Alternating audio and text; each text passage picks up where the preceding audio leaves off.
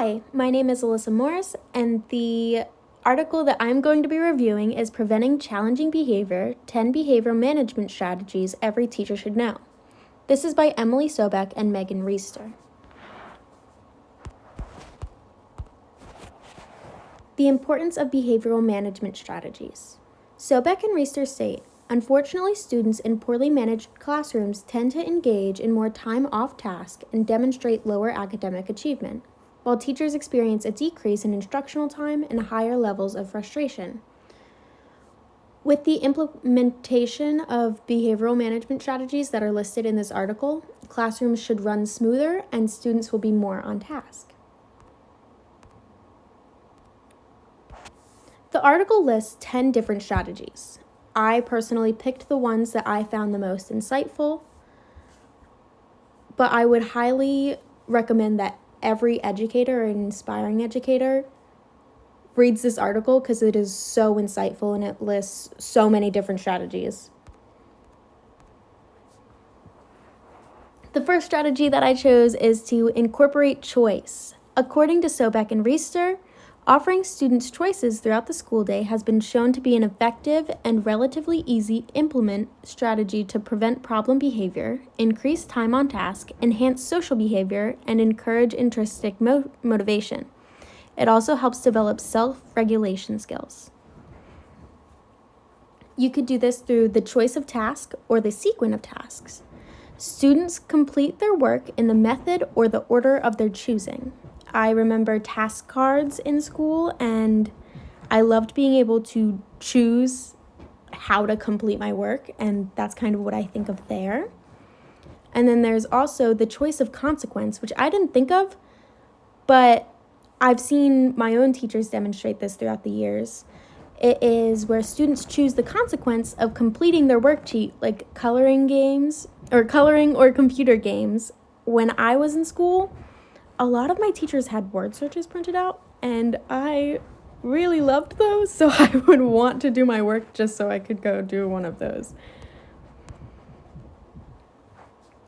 The other one is scheduled non-contingent attention. Social attention is one of the most frequent influences on classroom behavior.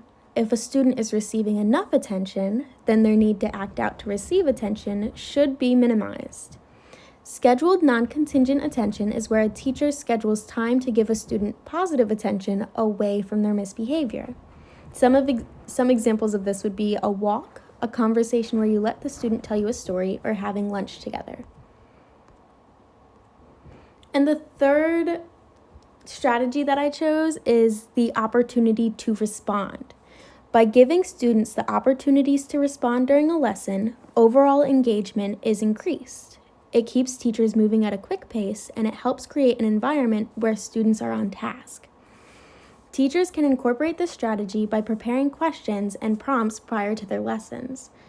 The reason why I chose this one, even though it's so simple, is because it works. When I was at a daycare, every time we did circle time or reading, we were encouraged as the teachers to ask questions, and I would do it all the time and get so excited when a student would answer.